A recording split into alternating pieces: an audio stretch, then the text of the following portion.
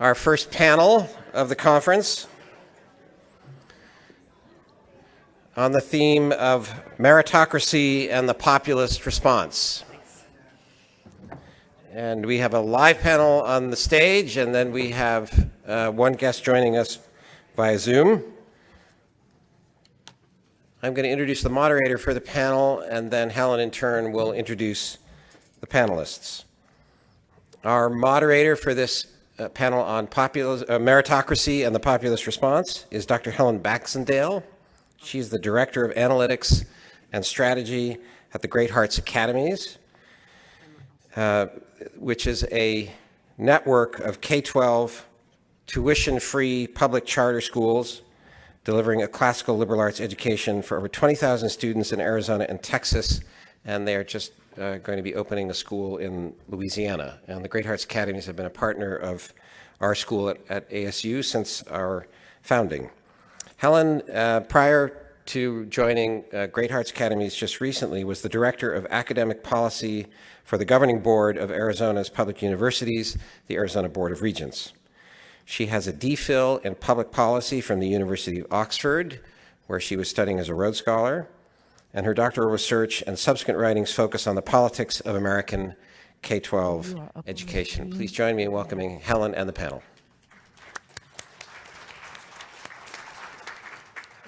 Thank you very much, Paul. It's a great pleasure to be here this morning, and I'd like to introduce our panel. To my immediate left is Musa Al-Ghabi, who is the Paul F. Lazarsfeld Fellow in Sociology at Columbia University. His research explores how we think about, talk about, and produce knowledge about social phenomena, including race, inequality, social movements, extremism, policing, national security, foreign policy, and domestic U.S. political contests. His first book, We Have Never Been Woke: Social Justice, Discourse, Inequality, and the Rise of a New Elite, is under contract with Princeton University Press, and I believe is out next year. Rita Kaganzan is assistant professor in the politics department at the University of Virginia. Her research focuses on the themes of education, childhood, authority, and the family in historical and contemporary political thought. Her research has been published in the American Political Science Review, the Review of Politics, and the History of Education Quarterly, as well as in several edited volumes.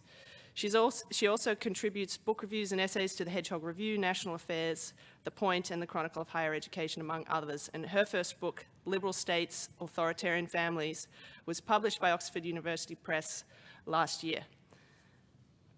Michael Lind is a professor of practice at the University of Texas's Lyndon B. Johnson School of Public Affairs, and he's joining us remotely this morning. He's a graduate of the law school at the University of Texas and has a master's degree in international relations from Yale, and has previously taught at Harvard and Johns Hopkins.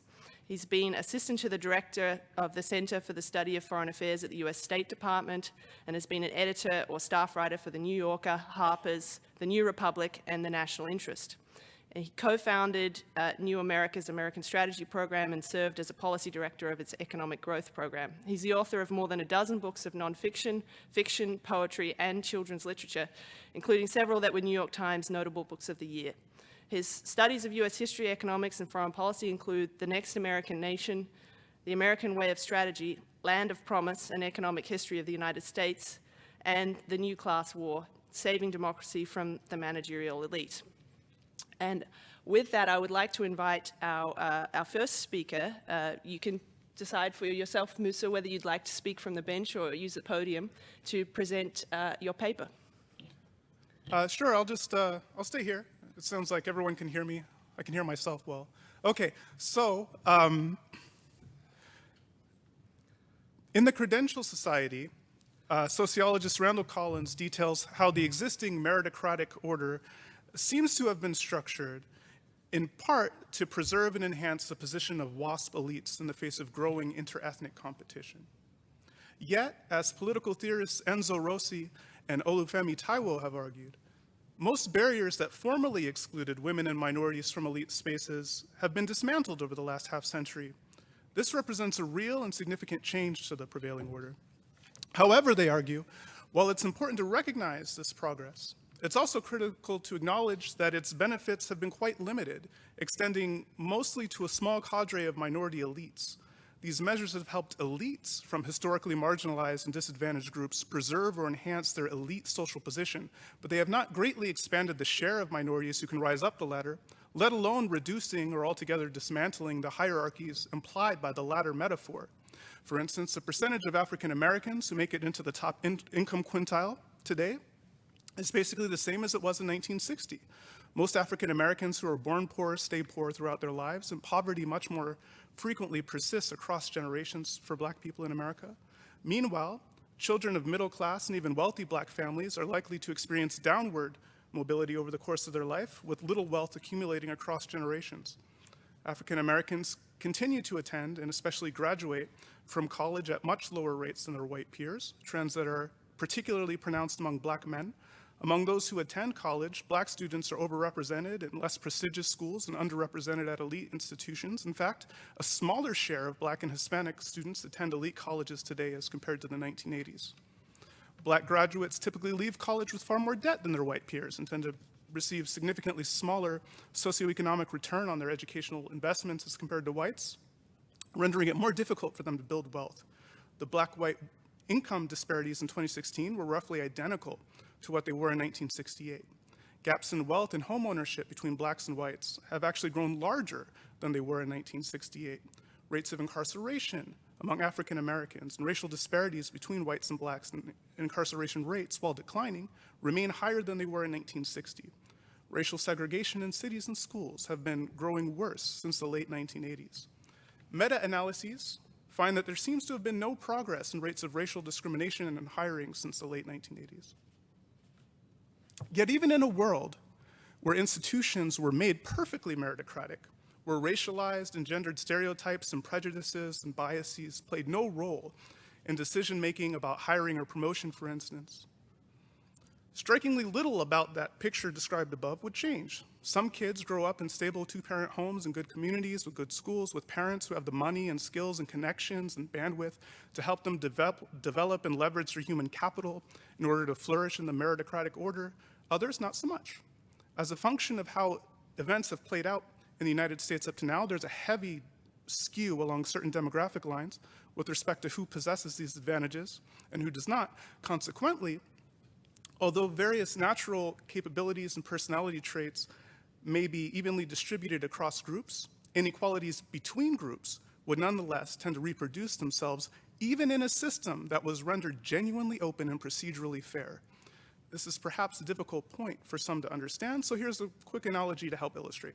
So imagine you have two cars, each of whom have a max speed of 80 miles per hour, and they're driving on a freeway. And one of these cars is free to travel its max speed, unencumbered, while the other one is forced to drag a heavy trailer, leading it to top out at 65 miles an hour. Now, over time, the gap between these cars would tend to grow larger. Were the trailer to eventually be disconnected from the rear car, both would now have an equal opportunity to travel at their max speed, 80 miles per hour. And as the rear car is finally able to reach its max speed, the gap between the cars would stop growing.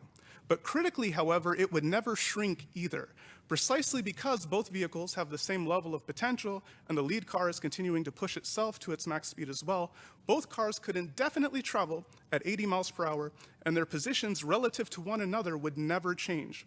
The only way to actually reduce the gap between the two cars would be either to handicap the lead car, for instance, by attaching a trailer to it instead, or by having its driver take their foot off the gas so that it's moving at a slower speed than the car in the rear, or else help the second car somehow go faster than 80 miles per hour, faster than its max speed, allowing it to accelerate beyond the velocity of the lead car, assuming that the lead car would not be able to just imitate whatever allowed the second car to brake beyond 80 miles per hour as well.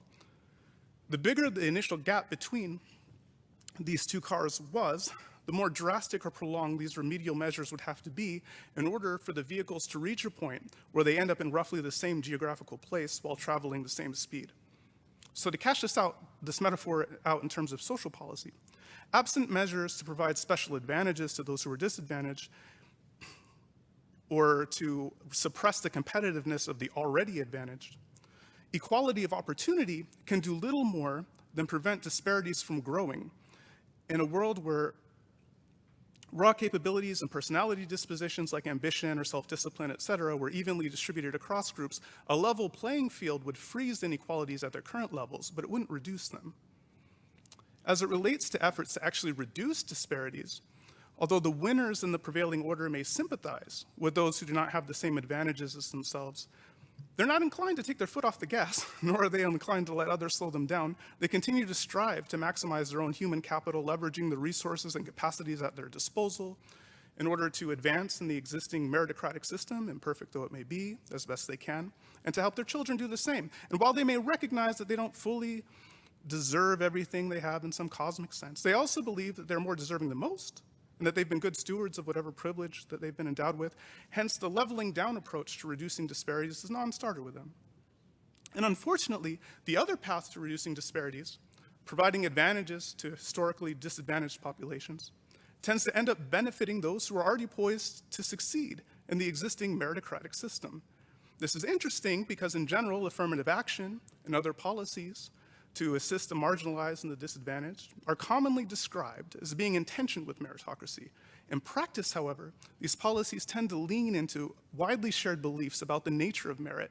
Namely, if two people achieved the same feat, but one of them had less support, had fewer resources, and more severe life challenges, then the accomplishments of that person are often held to mean more.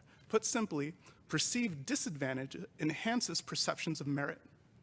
So for instance, racial and ethnic minorities are widely presumed to have had to overcome significant bias and discrimination and perhaps privation, given that many associate non-whiteness with poverty, in order to achieve the same feats as white peers.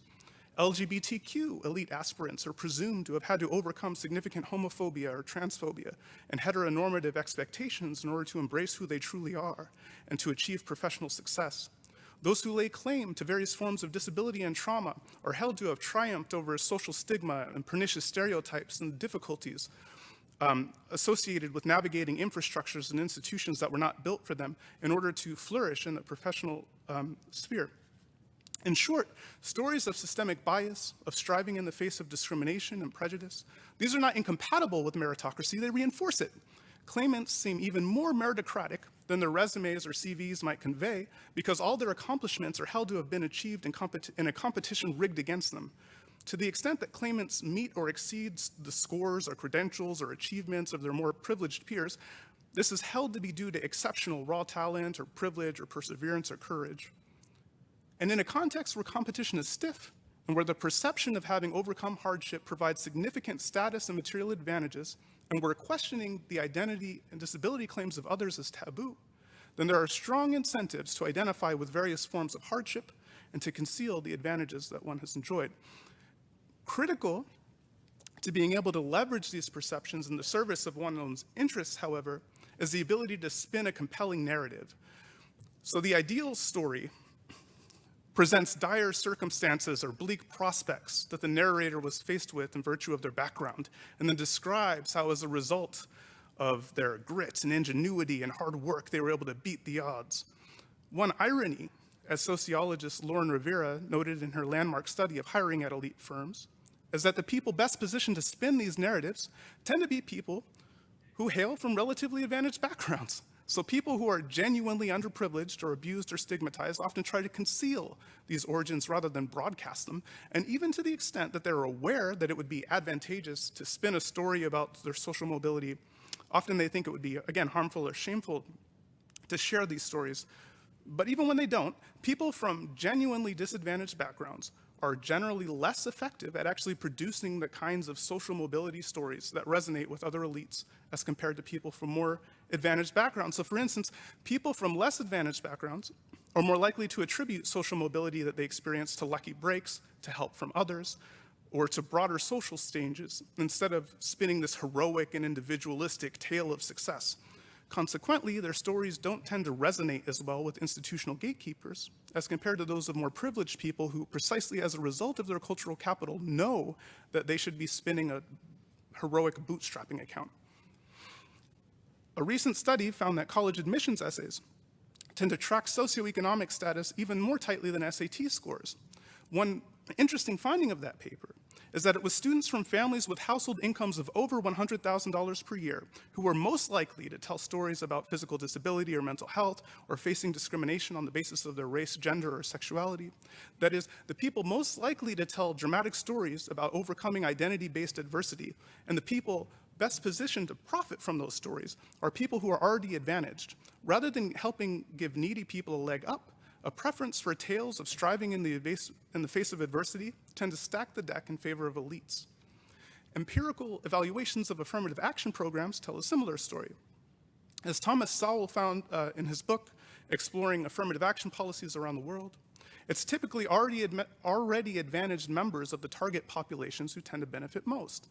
In the US, for instance, most Black people attending colleges and universities and subsequently occupying jobs in the symbolic professions are mixed race, like myself, typically part white, or are Afro-Caribbean or of African immigrant origin. Although racial affirmative action was intended to help monoracial non-immigrant Blacks, and although monoracial non-immigrant Blacks comprise the overwhelming majority, roughly 80% of the Black population in America, they're a minority of those who identify as Black and benefit from affirmative action policies at colleges and universities. The more elite the university, the more pronounced the effect.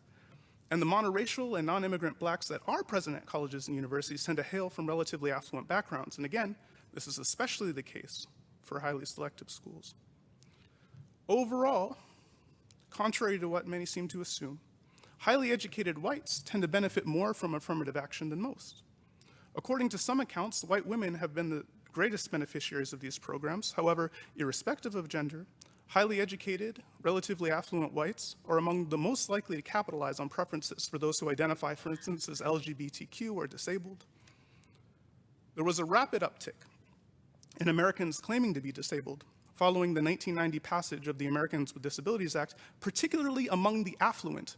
Wealthy parents began diagnosis shopping in order to get their kids classified as possessing some kind of qualifying disability in order to give their children advantages in entrance exams for the elite schools, and especially the SATs. The share of students taking standardized tests with accommodations has increased by more than 5-fold as compared to 1987 levels, driven largely by affluent students and students at affluent schools. At elite colleges and universities, as many as 1 in 4 contemporary students identify as disabled. The range of health challenges that qualify as a disability has expanded too. So for instance, people can now qualify as disabled on the basis of ailments like celiac disease, irritable bowel syndrome, or diabetes. This is striking because while these diseases can be debilitating in extreme cases, symptoms are typically mild, and while often somewhat inconvenient, these conditions are relatively easy to manage for most. Indeed, people who have these same conditions but who work outside the symbolic professions would be unlikely to identify themselves as disabled. Despite the fact that these workers do more physically intense labor, they would not describe these physical conditions as handicaps and would generally be disinclined to describe themselves as disabled. Outside the symbolic economy, it's not status conferring to identify oneself in this way, often quite the opposite. However, within contemporary professional spheres, it is not only status enhancing to identify as disabled, but opportunity enhancing as well. Likewise, there's been a rapid uptick in LGBTQ identification driven overwhelmingly by highly educated young women coming to identify as bisexual as opposed to lesbian or trans. This is noteworthy because according to Pew Research estimates, roughly 9 in 10 Americans who so identify are partnered with someone of the opposite gender. That is, their revealed preferences as expressed in their dating and mating behaviors are largely identical to those of their cishet identifying peers. Consequently, in a world where LGBTQ identification did not convey advantages for people with high symbolic capital, or especially if it disadvantaged them in academic or professional spheres, it may be that many of these people would not come to identify the way they do. Now, this is not to assert or suggest that the growing number of highly educated and relatively affluent Americans adopting these identities are not really LGBTQ or should not identify as such. We should just accept these identity claims at face value for the purposes of this analysis and also just as a matter of social decorum. However, while granting that their identification as a sexual minority is a sincere reflection of their internal state, we can nonetheless observe that identifying as LGBTQ seems to do work for the growing number of elites who identify as queer, bisexual, or non-binary, but partner overwhelmingly or even exclusively with people of the opposite sex. Indeed, the umbrella term LGBTQ itself often functions much like BIPOC and derivatives thereof, allowing people from minority populations that are not as heavily disadvantaged to lump themselves in with those who are in order to enhance their claims of victimization and thereby their perceptions of merit. Collectively speaking, LGBTQ Americans are more likely to be at the tail ends of both sides of the socioeconomic spectrum. As compared to cisgender heterosexuals, they are more likely to be college grads and high school dropouts. They're more likely to be wealthy and to struggle with homelessness and poverty and food insecurity and trauma and violence. Less educated bisexual women and trans or gender nonconforming individuals are particularly likely to fall into those latter categories as compared to cisgender, lesbian, or gay Americans, whose overall poverty rates are about the same as their cisgender straight peers. Sexual minorities who are also racial and ethnic minorities or who live in rural areas tend to be more vulnerable to adversity as well. Meanwhile, highly educated and or white cisgender LGBT Americans, especially those who live in urban areas, are more likely to skew towards the upper end of the socioeconomic distribution. Nonetheless, identifying with the umbrella term LGBTQ allows those who are relatively advantaged to portray themselves as the opposite, often by appealing to statistics about LGBTQ people overall that are driven heavily by adverse outcomes among racial and ethnic minorities, trans and gender nonconforming individuals, less educated bisexual women, i.e. people not like themselves.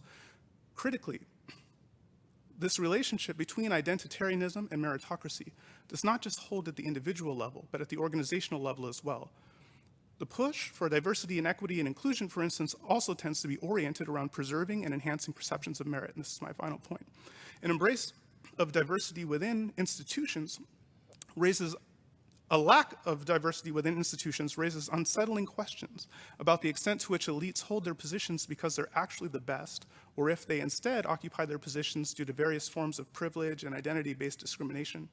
Within knowledge economy spaces, the presence of people from historically marginalized and disadvantaged groups provides assurance to employees that their institution rewards merit over unearned advantage if these others are there as a result of their talents and accomplishments. It makes it easier for members of the institutionally dominant groups to perceive themselves as occupying their positions for the same reason. That is, the presence of minorities within an organization reinforces the sense of merit among people from the majority group. All said, identitarianism, while often held to be in conflict with meritocracy, in fact is a natural complement thereto.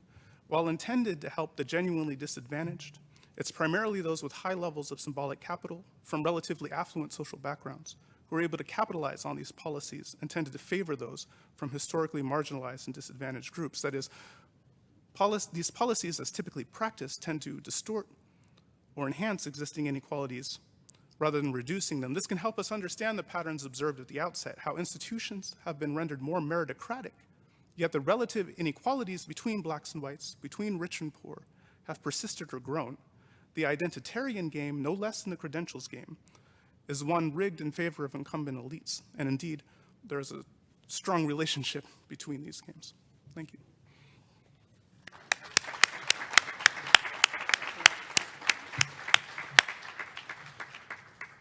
Thank you very much, Musa. Rita, if you would like to present your paper, please. Go ahead. Okay, well, I think it's a little strange that we should be gathering here to debate meritocracy today when meritocracy has become the rare social issue on which everyone, left and right, basically agrees. On the right, critics say that meritocracy has already produced an aristocracy that won't admit it, as Ross Douthat puts it, and is in its blindness immiserating everyone else. On the left, critics emphasize its unfairness to the disadvantaged and its prioritization of cutthroat competition over cooperation. It's social Darwinism for liberals, as Jacobin magazine calls it. So according to both the right and the left, meritocracy is anti-democratic. It's attacked for excluding the poor and minorities who never get a fair chance to compete, and it's attacked for crushing the souls of its winners who have to sacrifice all their creativity, originality, and self-respect to advance through the ranks. So everyone hates meritocracy, and meritocracy harms everyone. There should be no argument here, in a sense, at all. In the name of democracy, we should kill meritocracy. Well, can we do that? How would we? As far as I can tell, there are roughly 3 approaches advanced for killing, or at the very least, modifying meritocracy. The first is decapitating it by abolishing its credentialing institutions, the elite universities. The second is admitting that the U.S. has already solidified into an aristocracy and requiring its rulers to actually carry out its obligations to its subjects. And the third is piecemeal social and institutional reforms to make the competition more open and fair, leveling the playing field, as it's called. I'm fairly certain that none of these strategies can work, and actually you've given a good account of why leveling the playing field doesn't work. But for the simple but hard to swallow reason that meritocracy already is the most democratic selection mechanism possible for us, and that its ills, its intense competition, and its inequality are really the ills inherent to modern democracy itself. But I want to first consider these different strategies to kill meritocracy and why they fail in order to get at why we can't just dispense with meritocracy. So first, there's the claim that over the past 40 years, meritocracy has already transformed the United States into an aristocracy. Wealthy, credentialed parents are passing down their advantages to their children by setting them up to dominate the college admissions game against children from more modest backgrounds whose parents can't afford private schools and lacrosse camps. Richard Reeves at the Brookings Institution calls this practice of wealthy parents opportunity hoarding. And it's of course true that the children of the rich and the high status make up a large percentage, the vast majority of elite colleges, and that the graduates of elite colleges often tend to go on to become rich and high status themselves. Some conservatives, like Helen Andrews and Ross Douthat, propose to fix this by declaring democracy over, admitting that we're an aristocracy and behaving accordingly. One benefit of this, they claim, would be to saddle our meritocrats with the obligations to care for those beneath them that they're presently neglecting. An aristocracy that knows itself to be one might be more clear-sighted and effective than an aristocracy that doesn't, says Douthat. But are we an aristocracy? In principle, aristocracy should diminish the competition for places, since the best ones would be limited by birth and closed off to the vast majority of people. Peasants need not apply. But elite universities continue to receive more applications every year, even as the number of college-age students in the country levels off. Nor does the competition end with admission. College students and graduates report record levels of stress and even mental illness as they compete for grades and honors and internships and professional school admissions and jobs. In an aristocracy, the few born on top are guaranteed to remain there, and those below have no hope of ascent. Students with the right lineages should be able to relax, as should those without the right lineages, since they would no longer qualify to compete at all. But no one is relaxing, because it seems we're not really an aristocracy, at least not yet. Another approach to killing meritocracy is to destroy the institutional arbiters of merit, to abolish the Ivy League, in short. As someone who teaches at a university ranked just below the Ivy League, let me tell you that nothing would please my institution more than the abolition of the Ivy League, or of the top 20 schools, or however you want to define elite institutions. The very day that happens, the University of Virginia will finally achieve its long-held dream of becoming #1, and we will proceed to replicate every hated aspect of the Ivy League, including hoarding up an endowment larger than most countries' GDPs, and of course, dropping our acceptance rate to 2%. And if you dethrone us, the next 20 schools below us will rise to the occasion. American higher education is like a hydra. You chop off one head and another will sprout right up in its place, especially if you don't injure the body of the hydra, the broader organization of higher education, and its connection especially to the labor market. Every institution is organized around competitive selection, and its clientele, the would-be students, will remain as attuned to rankings as their would-be employers are. The final approach to fixing meritocracy doesn't propose to kill it, but to make it fairer. The proposed means of doing this are varied: more investment in early childhood education, free test prep and tutoring for the poor, or abolition of standardized testing, more generous financial aid, or even free college, more intensive recruiting among underrepresented populations, abolition of legacy and athletic preferences in admissions, and other changes in the admissions process. Now, many of these proposals have been criticized as cynical ploys by elite schools to give themselves more discretion over admissions with less transparency. And that would, in fact, be the effect of many of them. But let's assume for the moment that they're earnest in making meritocratic competition more fair. The problem with all these proposals that level the playing field is that the more level the playing field, the more players it will attract. That is, of course, the point, to pull in more applicants who would otherwise not apply and to give them all a better shot at success. But more applicants means more competition. The most level playing field is a competition of all against all, with every merely arbitrary distinction between individuals disqualified so that applicants are forced to demonstrate increasingly minute forms of superiority. If critics of meritocracy think that meritocratic competition is destroying students' mental health now, just wait until they survey it out on that fully level playing field. So to the degree that these reforms succeed, they do the opposite of fixing the problems of meritocracy. They expand its reach into more people's lives, and they expand its power over them. What about a common reform idea that combines elements of leveling the playing field on the one hand and of abolishing elite schools on the other? Admissions lotteries. After all, lottery is the signal democratic selection mechanism, going back to ancient Greece. Yet even these proposals begin with the fatal concession to merit, that students must meet some minimum standard of ability or achievement to enter the lottery. This might sound benign, but almost no one proposing this then goes on to specify that minimum, and for good reason. Any minimum that would maintain the current educational attainment of students at these schools would necessarily exclude the vast majority of potential applicants. When the New America Foundation proposed such a lottery in a report to Democratic senators in 2019, they bravely put a number on the minimum qualification: the 25th percentile test score of those accepted to the school over the past 3 years. Well, do you want to know what that generous allowance looks like at the top 10 universities? The 25th percentile SAT at the top 10 universities is around 1450, which is a score earned by 5% of all SAT test takers. So how's that for a democratic mechanism to kill the aristocracy, or the meritocracy rather? Why is it that all of these proposals to replace or repair meritocracy in the name of democracy are so self-defeating? Maybe it's because our meritocracy is already democratic, even radically democratic, and that itself is the problem. Meritocracy is fundamentally a means of distributing limited but desirable positions, seats at schools, contracts for work, high-paying and high-status jobs.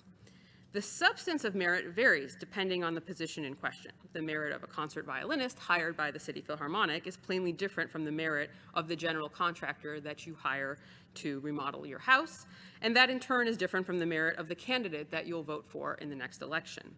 But in each case where many people are competing for the same position, the winner is determined by a competitive assessment of his merit. We can easily imagine non-meritocratic ways to distribute such positions. People can attain them by virtue of their parents' status, that's aristocracy, or they can get them through wealth, that's oligarchy. And undoubtedly, status and money help in the pursuit of desirable positions, but we don't allow these to become the criteria for winning these positions. If we did, the parents in the 2019 college bribery scandal would not be in jail. We could distribute by arbitrary standards unrelated to the position, like height or beauty or ability to solve a Rubik's Cube. But there is, unsurprisingly, not much demand for this. Another alternative is distribution of honors by lot, a real lottery with no minimum standard. That's actually truly democratic. And if we did that, your heart surgeon would be the Hare Krishna guy bongo drumming on the street corner who happened to win the surgery lottery that year. So this method would plainly undermine the very purpose of these positions. We're a democracy in that we accept the premise of human equality, but we are not a thorough, that is, a lotocratic democracy. We don't take human equality to imply interchangeability. So we can't avoid selection by merit. Even our political system reflects this appeal to minimum standards. We have elections, and elections always demand that voters select the best, even if what that amounts to in any given election is only the lesser evil. Precisely because we believe that everyone deserves an equal shot at the limited goods of this life, we force everyone to prove their merit for these goods. But the more people who enter the competition for any given position, the harder it becomes to discern who deserves it. This is especially true where democratic equality renders all of us more and more similar to one another. It's easier to select the best among 10 violinists than among 1,000 of them. So we need an increasingly elaborate evaluation mechanism to filter the growing number of candidates in order to detect ever more subtle differences between individuals. That means that advancement is slow and difficult, full of pressure and frustration. This is the almost 200-year-old insight of Alexis de Tocqueville, who in Democracy in America observed this dynamic of democratic competition in the United States in the 1830s. Tocqueville saw both that democratic regimes grounded in social equality required meritocratic selection, and he foresaw its costs. He wrote, "Equality, which allows each man the ability to reach everything, prevents him from growing up quickly. In a democratic society, as elsewhere, there are only a certain number of great fortunes to make, and because the careers that lead to them are open to each citizen without distinction, the progress of all must indeed slow down. Since the candidates appear more or less the same, and since it is difficult to make a choice from among them without violating the principle of equality, the first idea that presents itself is to make all march with the same step and to subject them all to the same tests. By hatred of privilege and by overabundance of choices, you can come to the point of forcing all men, whatever their size, to pass through the same channel, and you subject them all without distinction to a multitude of small preliminary exercises, in the middle of which their youth is lost and their imagination grows dim, so that they despair of ever being able to enjoy fully the advantages that you offer to them, and when they are finally able to do extraordinary things, they have lost the taste for them. The painful paradox of our regime is that it is precisely when the highest positions are open to all that competition becomes the most arduous and society is the most democratic. If we want to make college admissions fairer, we could only do it by making it more competitive, not less. On the other hand, if we wanted to relieve the pressure on individual applicants, we could only do it by locking more people out of the competition. This is the meritocratic bind, the same centralization and standardization of the competition for places that makes for societal fairness also makes for individual misery. But meritocracy, far from being a recent and optional graft onto our regime, as its critics claim, is inseparable from modern democracy. No other means of distributing desirable positions, whether they be jobs, political offices, leadership of the local horticultural club, or seats at universities, can be legitimated by modern democratic principles. Is there no way out of this vortex, then, of ever more equality, competition, uniformity, and centralization? Tocqueville worried that these are the natural tendencies of modern regimes and that they reinforce one another. To oppose them requires us to work against our own instincts. Because we believe that everyone is equal and thereby deserves an equal shot at every desirable position, we want everyone to be able to compete and on fair terms. Fairness requires a clear and uniform standard of merit, and the uniformity of standards leads to centralization. The fairest thing is to have everyone compete on equal terms in a single contest. Otherwise, arbitrariness creeps in, and we rage against the injustices of the system. Previously, the decentralization of our economic and political order made competition more tolerable. College graduates were few before the mid-20th century, so it was impossible to centralize all meritocratic competition through higher education. Advancement in most endeavors was still premised on competition, but of a more local or regional kind, so that elites were less concentrated. Even after college attendance expanded, many fields remained impervious to its influence. Success in the arts, in electoral politics, and often in business rarely rested on SAT scores and prestigious BAs. Conscious resistance to the centralization of meritocracy through higher education, by, say, opting to attend a non-elite school, or even no school at all, might work for some individuals, but it's fundamentally a collective action problem. If it really becomes the case that there are no good jobs for anyone except for elite degree holders, it would be useless to try to persuade students to stop competing for elite degrees. All we could hope for then is meticulously fair regulation of the ensuing race to the death, more tests, more oversight, more aggressive efforts to ensure perfect impartiality. This is not yet the case, and there is some cause for optimism in the growing doubt on all sides that college is the best option for anyone who can finish high school. Wariness of debt and awareness of high-paying but unfilled jobs in the trades are increasing too. And the trendy tirades against elite colleges, combined with repeated revelations of malfeasance at these schools, may eventually erode their cachet and diminish the competition to attend them.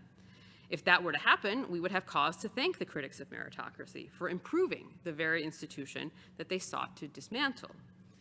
Little good will come of destroying universities, but great good might come from checking higher education's role as the primary and central dispenser of qualifications for every desirable position. Dispersing the means and sources of recognition and qualification allows for the simultaneous pursuit of aims otherwise opposed. Expanding authority, on the one hand, and keeping the moral and expanding opportunity and keeping the moral and economic ill effects of increased competition at bay. Whatever we do, though, it ought to be understood that dismantling meritocracy would require dismantling democracy. As long as there are only a certain number of great fortunes to make, as Tocqueville put it, competition for them will always be subject to the same meritocratic tendencies towards standardization and centralization. The best way to moderate democracy's drive towards this stultifying end is not to suppress or distort the democratic sense of justice, our instinctive belief that positions should go to the best qualified, but to keep the judges of merit dispersed so that we never come to a point where the futures of more than a very small proportion of the country's young fall into the hands of college admissions officers.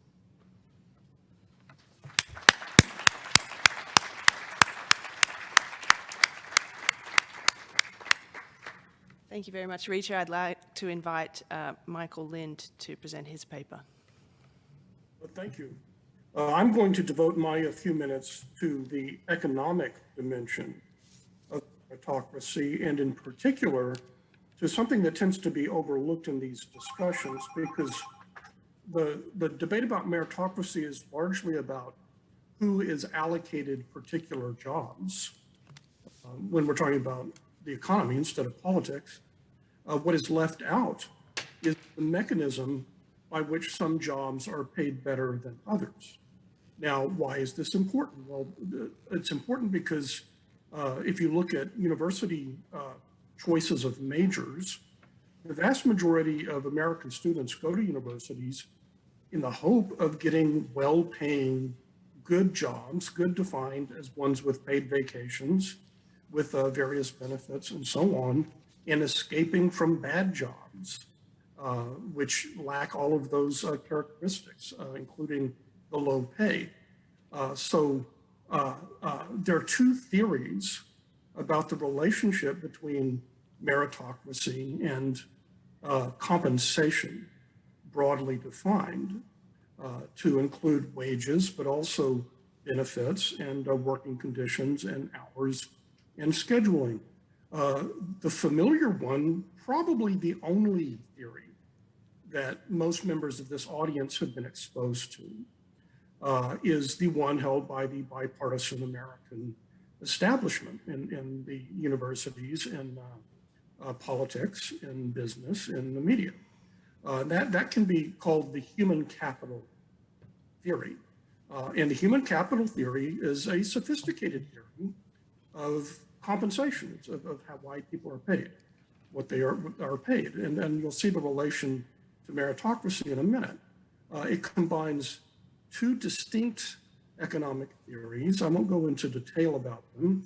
One is a theory of how wages are set, called the marginal revenue productivity theory of wages, that basically says whatever you are paid at the moment in 22 is what you deserve to be paid. This theory goes back about 100 years, and the claim is that wages reflect your addition to the productivity of the firm or organization you work for in more or less precise manner.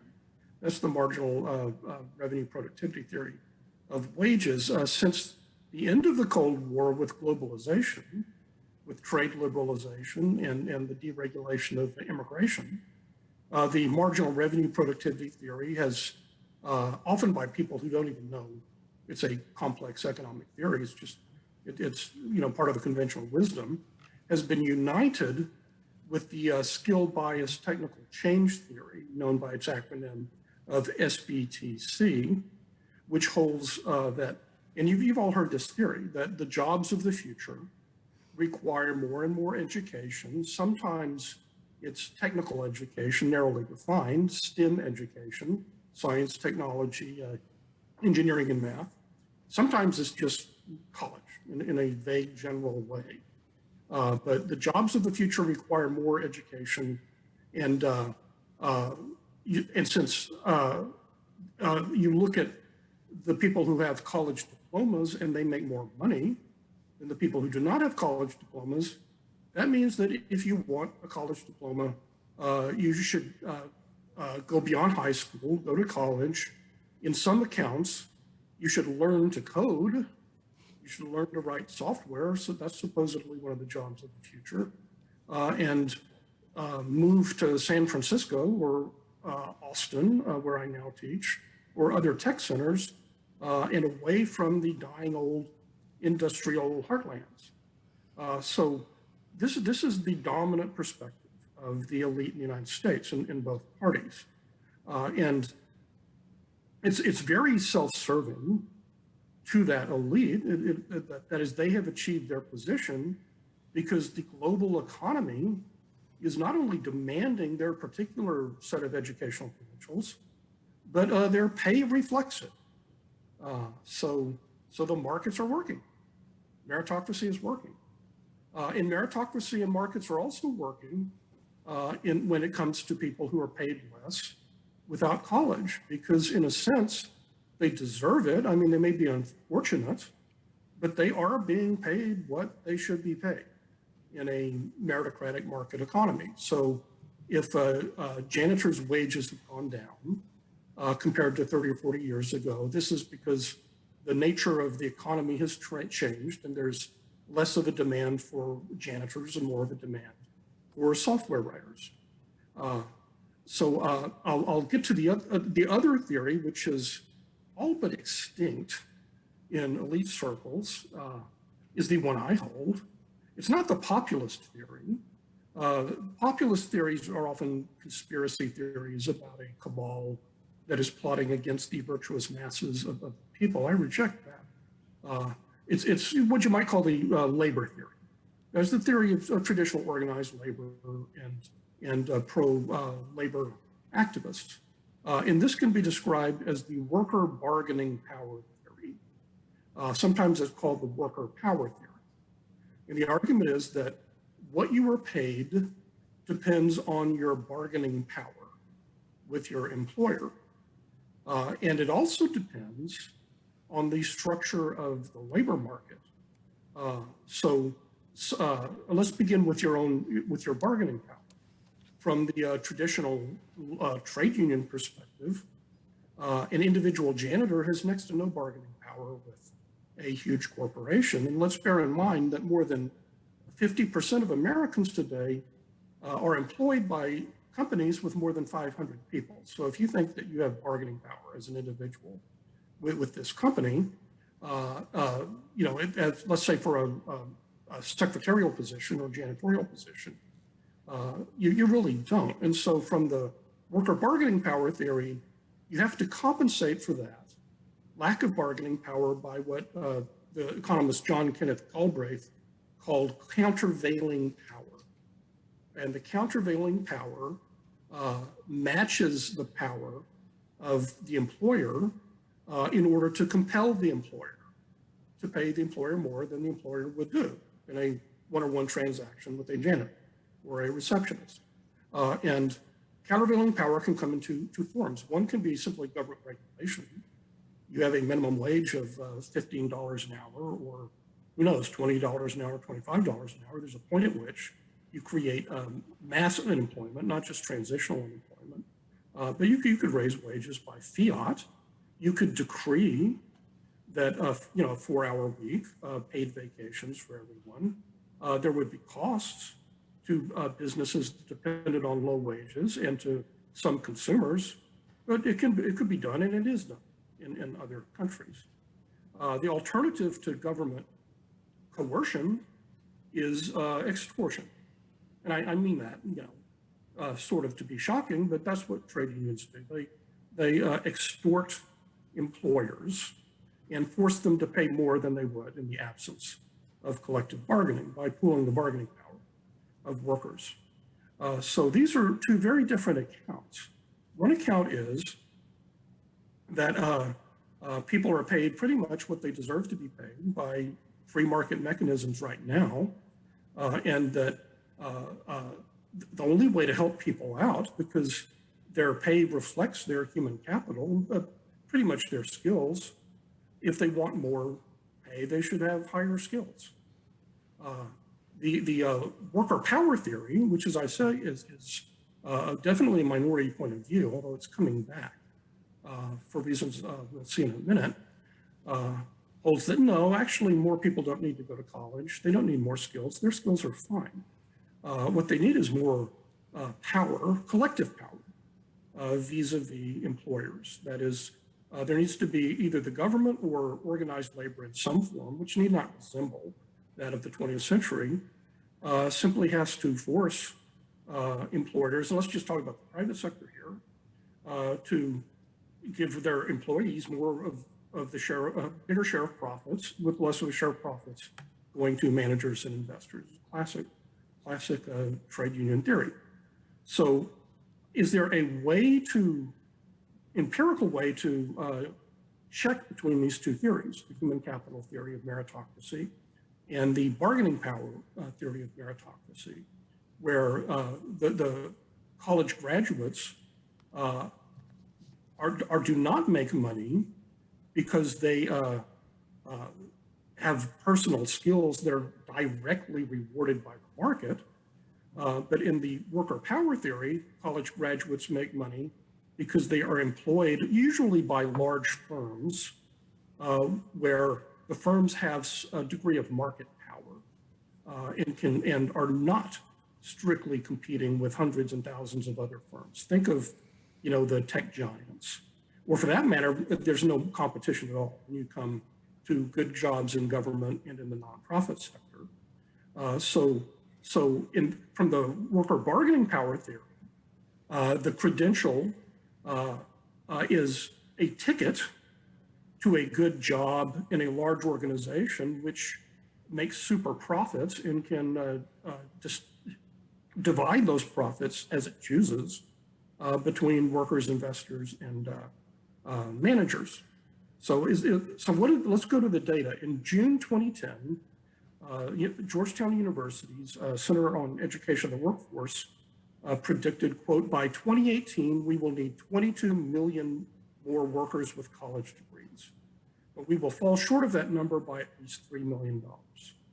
Okay, let's flash forward to 2022. American Compass just published a study showing that between 2000 and 2019, the US workforce indeed added 22 million workers over 25 with at least a college diploma. So it did better than Georgetown University predicted in 2010. However, only 10 million of those jobs required at least a BA. To put it another way, 97% of net additions to the workforce in the US were college graduates, but only 41% of the net jobs required a high school diploma or anything more than a high school diploma or less. Okay, that's one data point.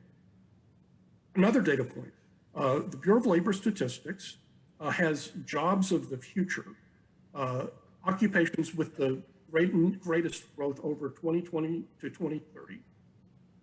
If you go to those jobs, the familiar human capital theory about jobs of the future requiring more college education and more STEM simply is not borne out by the data. Only 3 of the top 10 jobs with the greatest numerical growth by 2030 require more than a high school education and a few weeks or a few months of on-the-job training. Those 3 are registered nurse, general manager, and software developer. Most of the rest, including the top 3 of those, are home health care and personal care workers, restaurant cooks, fast food workers. There could be far more jobs for them than there will be for registered nurses, general managers, and software developers. And on average, they will pay about $29,000 a year, which is about $14,000 an hour. The human capital theory, on the face of it, is wrong. The economy, both the national economy and the global economy, are not demanding great numbers of workers with college diplomas. On the contrary, there are too many people with college diplomas chasing too few jobs that require any education beyond high school or even high school dropouts. So let me conclude just by contrasting 1969 with 2019, since that was the data I was using. So in 1969, about 14% of men, 8% of women in the US went to college. In 2019, 36.7% of men and 38% of women go to college. Is this a reflection of a demand for college education? No, I would submit that the labor market worker power theory is correct, that we have too many people getting higher education, and there's a problem of overeducation and underpayment of the American workforce. Thank you.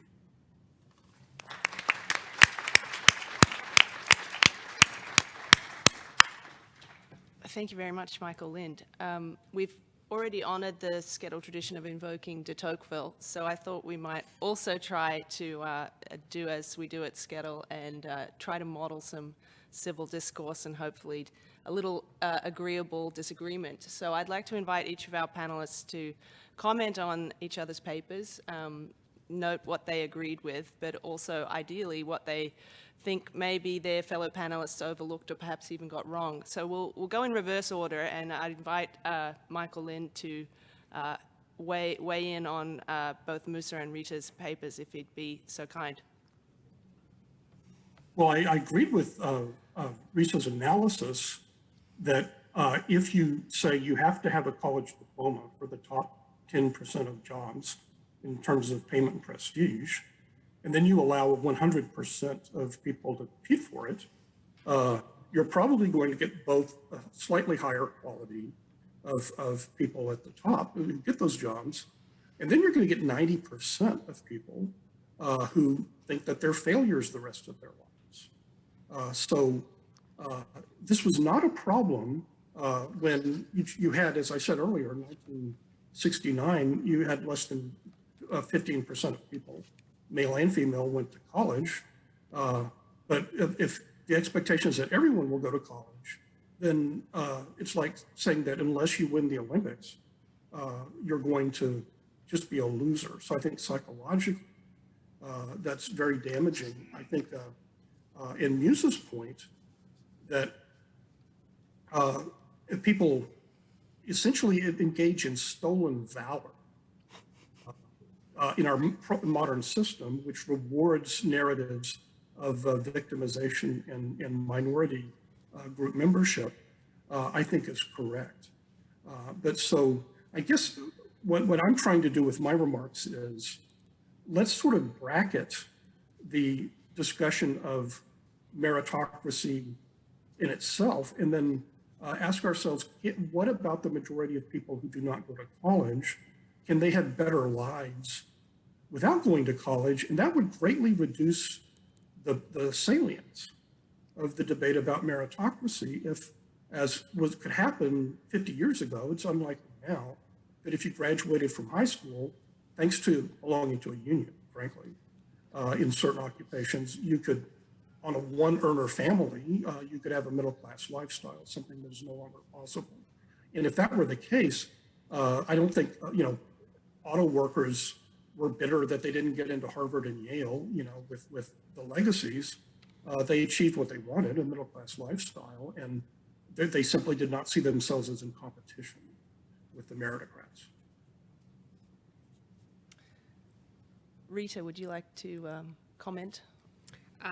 Well, I guess I have questions, maybe more than comments, so about Michael Lind. I mean, it seems that the analysis you give in some ways is heartening because it's probable that everyone can't go to college or that the effort to send everybody to college is going to be self-defeating in the long run. But what you say at the end of your talk that, the highest growth jobs are home health care workers and fast food workers.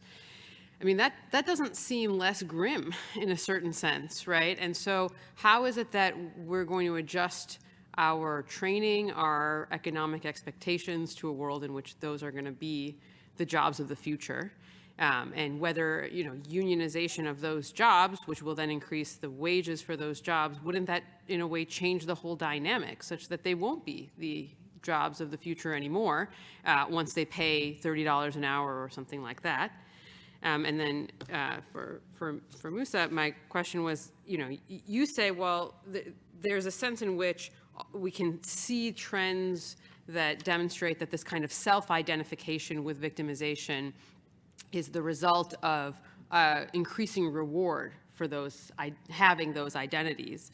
But you say that we should also maintain the sort of truth of these self-identifications, or we can't question them. And I just wonder how we can maintain these two ideas at the same time, that on the one hand, people identifying as disabled or LGBT or, you know, having all of these sort of, you know, traumatic life experiences is the result of getting advantages for saying that, and how we can at the same time believe them when they say that. I'll invite both to respond in turn. Michael, would you like to answer Rita's question, and then Musa following that? Sure, excellent questions.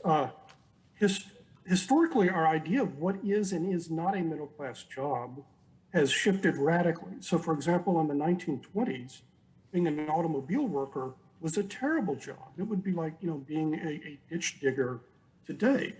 They had to work. The unions had been crushed. They had to work 6 or 7 days a week, sometimes 16, 17, 18 hours a day, no vacations, no health care, et cetera, et cetera. So by the 1950s and 60s, auto worker jobs were so good in terms of their pay and their benefits and their working hours and paid vacations and things like that, that now people in the 2020s say, oh, can't we get these automobile worker jobs back because they inherently pay so well? They didn't inherently pay well. They paid well because they were unionized. Let me just go to the top three I listed: healthcare aides, restaurant cooks, and fast food workers. Fast food workers and restaurant workers are unionized in Western Europe. Does that raise the price for it? Yes, Reese is exactly right. So that you had a much more rapid introduction of automatic kiosks and automation of McDonald's, for example, in Western Europe. So you would lose some jobs through automation, which would be a good thing. Does that mean there would be mass unemployment if, let's say, the remaining home health and personal care workers made more money? Almost certainly not, because to use another economic term, demand is price elastic.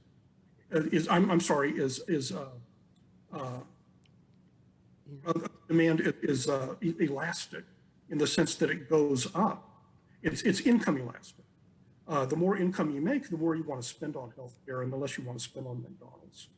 So you would expect in an advanced technological civilization to have more and more people in the healthcare sector, even if those people were paid middle-class salaries, because society as a whole and increasingly affluent individuals in other occupations would voluntarily pay for more preventive medicine, for more cosmetic surgery, and things like that. So the real job of the future, in my opinion, is healthcare. I think that will grow, and it's a great field because it means that demand can grow even as middle-class salaries grow within it. Sure. So the question was, on the one hand, it seems like a number of elites are kind of co-opting sort of identity claims that are sort of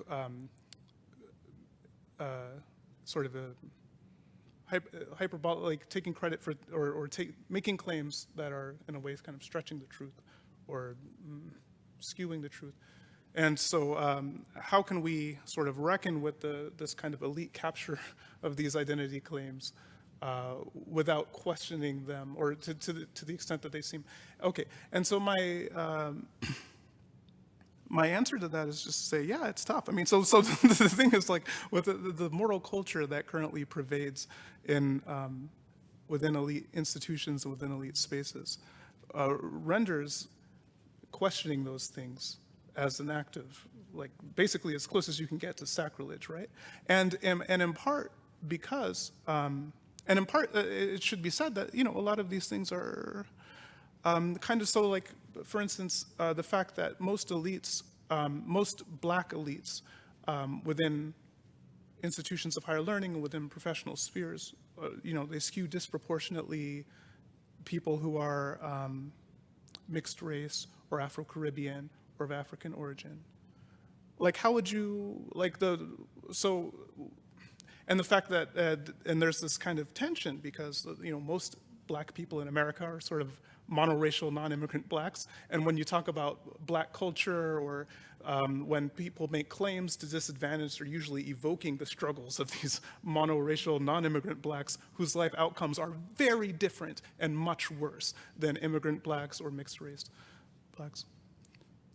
But it seems like this, so this is another one of these tensions where it seems like, so what would the alternative be to declare to these, to a lot of people, you're not black, you're black, or right, you're like, you're not, like, and that's tough. I mean, these negotiations actually do happen, like just interpersonally or whatever, kind of like organically, but it's not clear what sort of mechanism or whatever would resolve that tension. It's just a deep tension that defines, I think, a lot of our institutions today.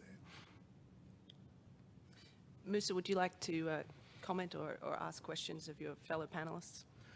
Sure. I mean, one interesting thread that that ran between Mike and Linda's, Mike and Rita's papers, is this.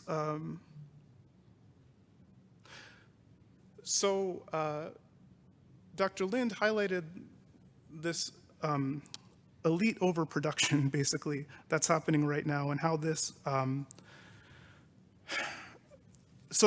There's, on the one hand, like one of the things that Rita noted that could help kind of reduce this tension around meritocracy would be less focus on elite schools like Harvard and all of this. But one of the things that creates this pressure to focus so intensely on Harvard is precisely this elite overproduction that Dr. Lind drew his attention to, right? In a world where only, where a small share of the population had bachelor's degrees, then a bachelor's degree from anywhere is good, right? But in a world where huge growing numbers of the population have bachelor's degrees, then having a BA in itself from just any institution, right? In order to create that differentiation you were talking about, right? So it creates this pressure to funnel in to elite jobs. So I think to the extent that it's a goal to get people to focus less on schools like Harvard, I think it's hard to do that in a world where we continue to produce or increase the number of people who are graduating with educational credentials, with bachelor's degrees and master's degrees and PhDs. Like all of these have been, expanding. So I guess this is one thing that I thought was interesting. Attention between is like the extent to which this elite overproduction that Michael Lind was highlighting relates to this kind of pressure towards elite schools. I'll stop there. I feel like I've been talking a lot. Thank you, Musa. I have one more question before we open to the floor, and that's to invite the three of you to speculate on how this may play out.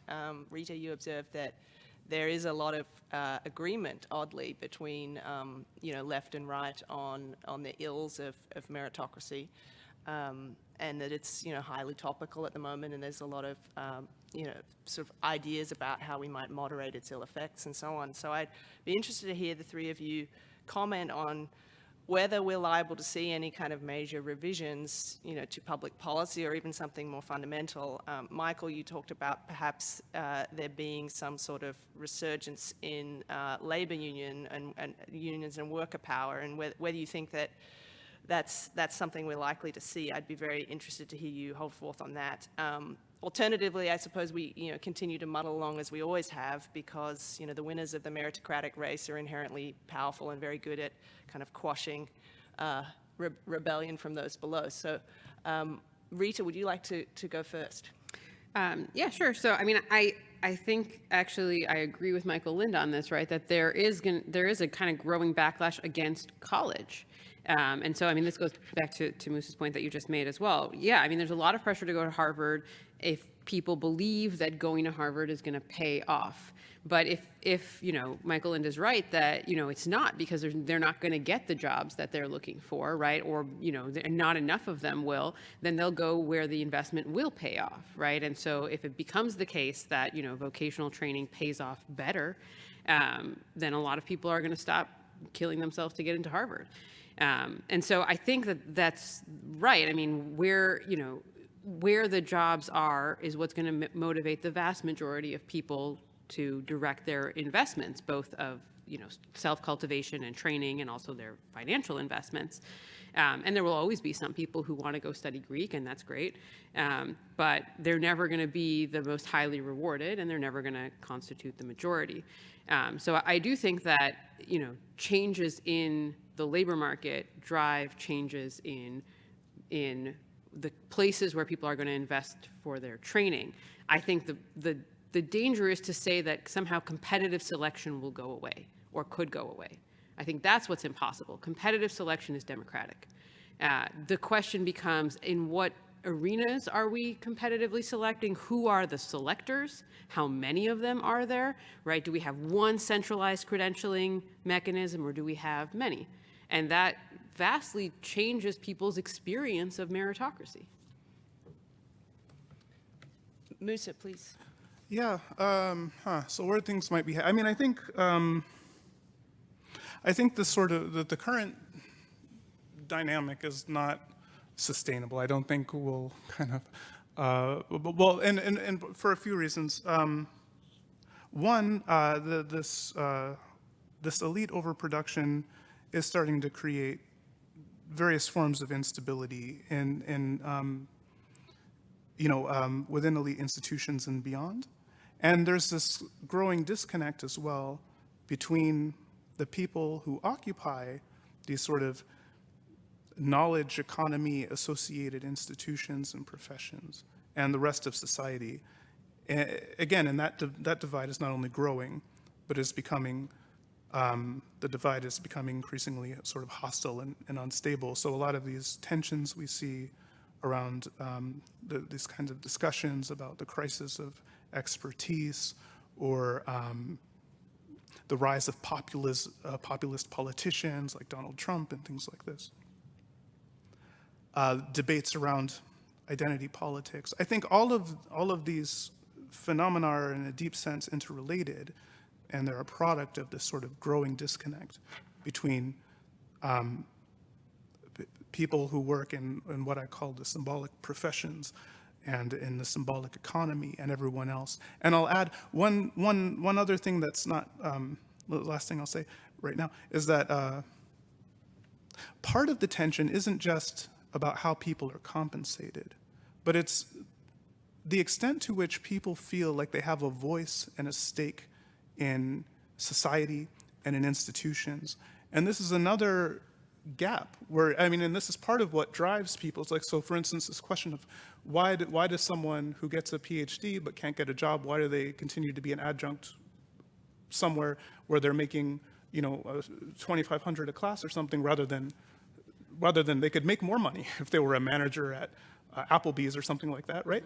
But why don't they do that? In part because the kind of cultural cachet, the respect, the prestige, the feeling of influence or whatever that they get for being associated with these institutions is different than they would get, right, at being a manager at Applebee's. And so part of it is there's this kind of condescension and exclusion and parochialism that's driving some of this as well. And again, I don't think that that's and that condescension is felt and resented, and people are kind of mobilizing against it. And so I don't think that the current status quo is sustainable in the long term. Michael. Yeah, I agree that it's unsustainable. In my book, The New Class War, I argue that compared to 50 years ago, we have a much more homogeneous elite in every institution, academic, the media, journalism, business, you name it. And most of them went through the bottleneck of a few selective private and public higher educational institutions. That was not the case in the 1960s and even the 70s. Union leaders like George Meany were household names. They were forces to be reckoned with. The unions in the private sector have been crushed. They've gone from a third of the private sector workforce to 6% and falling. Fewer private sector workers are now unionized than under Herbert Hoover before the New Deal. Business has won its war against organized labor. Reverend Martin Luther King Jr. And other civil rights leaders, the Reverend Jesse Jackson, churches Mass membership working class organizations, for the most part, were much more powerful forces in the past than they are now with declining church membership. So we can't go back to the past, but I do think we need a plural elite, because otherwise we become a society where pretty much everyone in every elite institution went to a few a few elite colleges, and maybe to a few elite prep schools before that. And there are societies like that. Britain is kind of like that, France, Japan to some degree. But I don't think you can hold together a diverse continental society with 1/3 of a billion people with that kind of small oligarchical establishment who are all roommates at some point.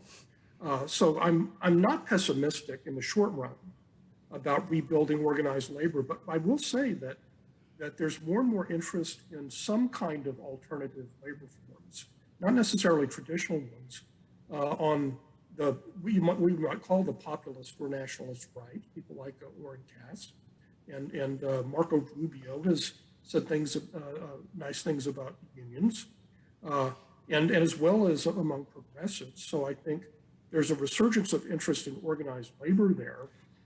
One thing we can do in the short term, this has actually been proposed, is to prevent employers from unnecessarily using making BAs a requirement for jobs which do not require a BA. What scholars have shown is that increasingly employers demand a college diploma for jobs which are performed by people presently who do not have college diplomas. They have high school degrees. So that's one thing that could be done, frankly, as a matter of civil rights law. You know, you're not required, their proposal's not to make a good credit rating a requirement for being hired. So if, you know, Starbucks or, you know, well, I don't want to name a particular corporation, let's say the Acme Corporation is using a BA simply to screen out people, then I think there could be a civil rights clause there. And if you could get the same job, same pay, without the BA, a lot of people, particularly who would go to less selective colleges and universities, would think twice about spending 4 years on a BA. Thank you. I'd like to invite questions from the floor at this point. Please come forward, and when you ask your question, state whether it's for a particular member of the panel or for all three.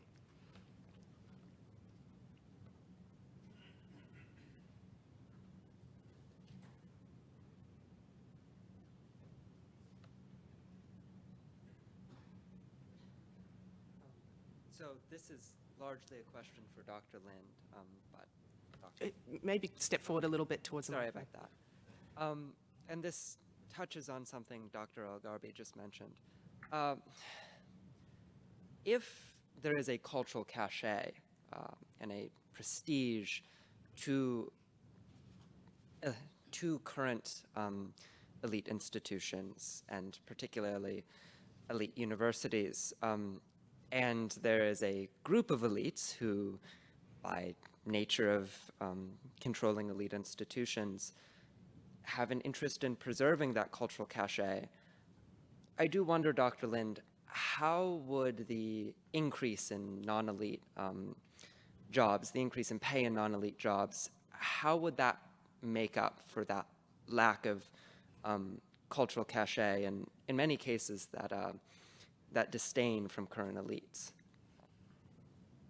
Well, it would eliminate the disdain from the non-elites, because what would be considered now a poverty trap job would be a middle-class job, and the working class, high school educated majority, in that case, may not care what the elites think. I do think there's a role in culture for artists and novelists and documentarians and so on to celebrate working class people. And we have done this at various periods in the past, you know, with 4th of July parades, and you would have the artisans and the mechanics and the maids, and they would march proudly down the street, right? You know, as that's their contribution to the Republic. There was a conscious effort in the New Deal arts programs to celebrate ordinary people, ordinary workers.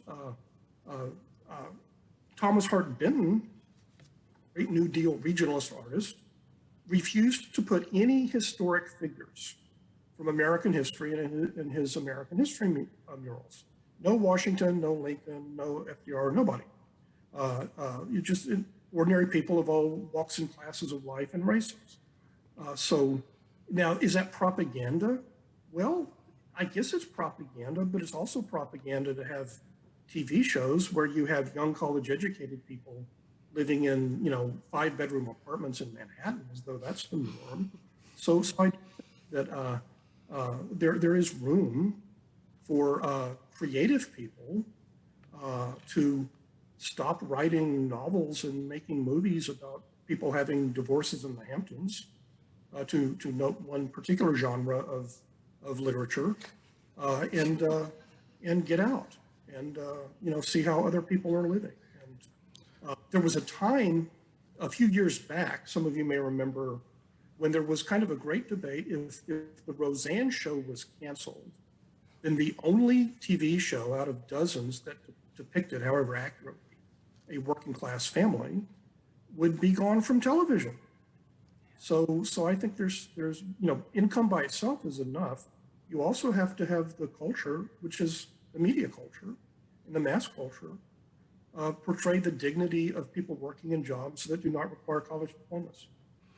Can I follow up on that? I mean, I think one of the tensions, one of the things that prevents or interferes with our ability to do that is because, so when you think about novelists, for instance, right, like popular American novelists didn't necessarily have MFAs, right, decades ago, but now pretty much all of when you look at the popular bestsellers and all of that, they all have MFAs, usually from elite schools, and people who are even artists and like other, visual artists and stuff like this, a lot of increasingly have these kind of elite credentials and credentials from elite institutions, and they're concentrated in these small number of cities. And if you live outside of these cities, because the media themselves, even local and regional television, are now bought up by these conglomerates that are based in Washington, D.C. or whatever, a small number of media cities.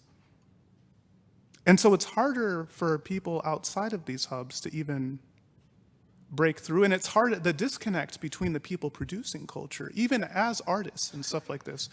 Like, it's rare that someone writing a TV show today, for instance, would really have much experience with working class people and with,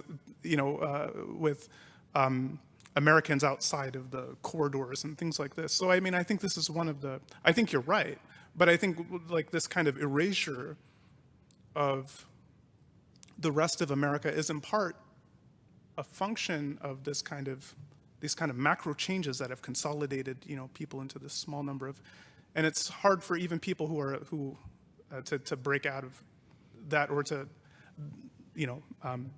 anyway, it's just.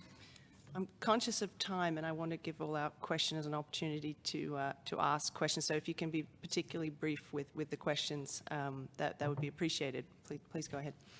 Rita, this is kind of a third rail question, so I'm sorry it's directed to you, but wouldn't universities have to shrink dramatically without federal educational loan subsidies? And wouldn't that shrinkage have a potentially good effect on where people might have to go to get educated in the professions? And if that were to happen, wouldn't it be possible that we could be talking about education and not assuming, higher education, and not assuming that its primary function was vocational? Well, I'm not sure about the last part, but yes, the first part seems right. You could, I don't know how much, I think the difficulty is that people are willing to mortgage a lot if they think the payoff is going to be high enough, right? So you get rid of the federal loan subsidies, and what has already happened in elite higher education is essentially that the universities will subsidize you. You can get a better financial aid package from Harvard than you can get from University of Virginia, University of Illinois, right? State schools can't even compete with the kind of financial aid that these institutions can offer, these really wealthy institutions. So I'm not sure that the federal loan program is going to ratchet down the competition at the very top. And I think that if people perceive the rewards of going to the elite schools to be worth it, they're willing to go into debt for it, and they'll get private loans and other things. And only when that really obviously is not paying off, as we sort of saw after 2009, right? There was a real debt crisis that people will start to reconsider. But, you know, even that didn't really last in a certain sense. So I'm not sure that that is a solution, though it could be helpful. Whether you're going to separate vocationalism from higher education in the United States, I think is a deeper structural question. So as you're saying, right, I mean, the universities have in the last 50 years kind of eaten every single, you know, the arts, literature, turf maintenance. You can get degrees in all of these things that used to be really outside of the realm of liberal education. And now there's a university credential available to you in all of these things. And so it's hard to say that, you know, we're going in a direction of devocationalizing higher education when in fact we seem to be excessively vocationalizing higher education. And I don't know how to go the other way. But to invoke Tocqueville one more time, I mean, he does say, right, there's the chapter on Greek and Latin classical learning in A Democracy. He says, he basically gives the elite overproduction thesis, right? He says, in a democracy, it's really dangerous to teach too many people Greek and Latin and to have them read these Greek and Latin classics because their lives will not be compatible with what they've studied. Because in a democracy, most people will have to work in mundane jobs for a living. And this will give them kind of advantage that will make them dissatisfied with the mundane realities of life. And so we have to reserve that kind of learning only for the people who are going to become, in a sense, intellectuals. And that's always going to be a tiny minority, right? That's a really anti-democratic impulse. And like so much of what Tocqueville says, I mean, you have to consciously fight yourself, right? Fight your own democratic impulses to put those kinds of policies into place. And it's hard to do that on a mass scale. Thanks, Rita. Musa, I don't want to cut you off if you're going to comment, but I want to give these two gentlemen the opportunity to ask questions. We'll make the gentleman in the red shirt the last question because we are running low on time, so please. Yeah, my question. Oh, whoops. My question is brief. It's for the panel also. Do you guys think the strength of the American meritocracy is fundamentally linked to not only viewing education as an investment, but as a competitive and private good? Michael, do you want to weigh in first? Well, there's a lot of assumptions there. I think the investment theory is particularly strong when it comes to science and technology and R&D and so on, where the U.S. did not lead the world up until 1945, but we have done that afterwards because of investment. I think that when you try to make the same ROI investment argument for not just traditional liberal arts, but as Rita was saying, you know, to departments of music and sculpture, then I think it kind of falls apart. Musa. Yeah, so it's interesting. I mean, so when a lot of land-grant public universities were established, including, you know, this one, they were established on the basis, they were established on the assumption that education wasn't something that wasn't like an investment for like personal ROI or something like thinking that education was a public good and that providing a broad education to a lot of people would increase their capacity to be good democratic citizenship, good democratic citizens, would, et cetera, have all these external benefits. One tension in sort of in contrast with what was expected to have, like a lot of people when they were establishing these institutions thought that as more people were educated, you'd see politics would become more rational and things like this. Things have kind of moved in the other direction, and actually in part because the kinds of people who pursue college education and the effects of education itself tend to actually make people oftentimes more ideological, more dogmatic, more ideologically extreme. Anyway, but this is to say, there's definitely been a shift in sort of in thinking about what education was about and who it's for and what its purpose is. And I think there is definitely this tension between like is education supposed to be this kind of personal investment to help you attain your career, or is there, you know, some other kind of higher aspiration towards which it's oriented? Rita, go ahead.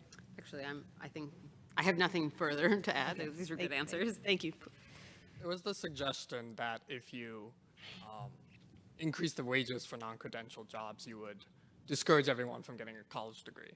But my question is, how would you empower workers to raise their wages without first going after the prestige of a college degree? Is this a question to the whole panel or to Yes, to anyone who wants to answer. Rita? Well, I assume that's directed like to me his in question. part. I think most students, particularly at non-selective universities, they are not going for the prestige of the degree, particularly if they come from working class families. They are trying to avoid being trapped in low-wage jobs. And they want to get a high-wage job. They don't really care what the job is necessarily. So we're not talking about people, who want to, get into Yale or Harvard, like graduated from one and taught at the other, so that they can join the Foreign Service and be Secretary of State. Money really does make a difference. And if they can get adequate compensation and paid vacations and the traditional elements of a good job without going to college, I think a great many will. Not everybody, but a lot. Rita? I think that's a sufficient answer.